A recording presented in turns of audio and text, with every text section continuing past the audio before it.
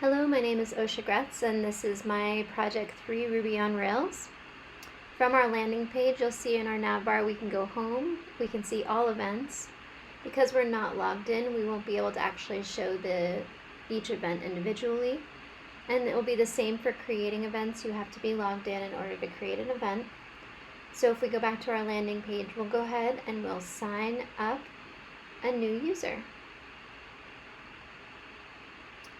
We want to make sure that we include a user name and a username, the email, and a password. We'll create that user. It'll log us in and bring us right to our dashboard.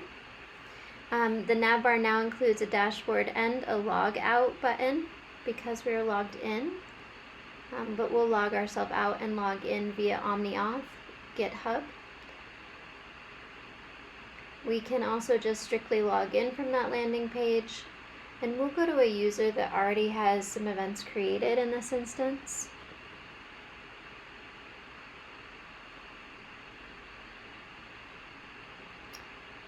From this dashboard, you can see events you've created as admin.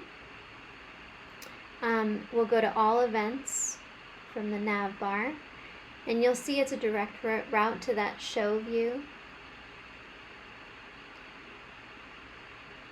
We can create an event from this page or the nav bar.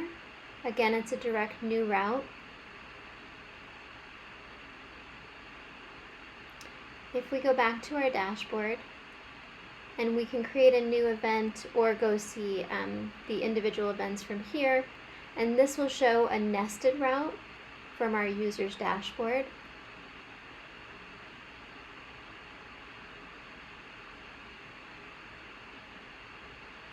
Again, the same thing from events created, there'll be nested routes.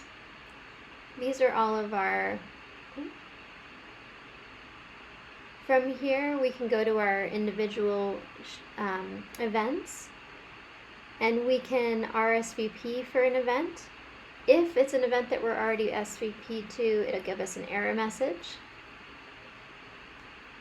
If we go to an event that we didn't create and we RSVP to this event and we haven't RSVP'd already, it'll say thank you for mobilizing with us, give you a little note, and you can delete your RSVP from this page as well. This will bring you to all of your RSVP pages. If you're an admin for the event, you aren't able to RSVP or delete your RSVP. You have to do that by actually going into the event and selecting edit, and from here you can either edit or delete only as long as you're the actual admin of that event. So we'll make a quick change, we'll save that change, make sure that we have all of our fields filled out, and the event's updated. Alright, if we create a new event from our nested route, you'll notice we'll make sure to fill out all of our fields.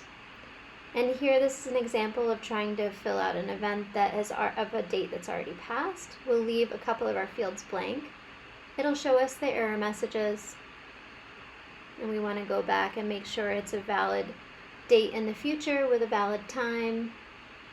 And again, that all of our fields are going to be, another error message. We'll make sure that we'll fill out that category, create the event, and it brings us directly to our show. Now we want to log in as a user that might not have any events created. And we can see that the page will show to us that we haven't signed up for any events, we haven't created any events. And it'll give us a different option in this RSVP page where we can look at any events in our state. And you'll see that it found it only by the state.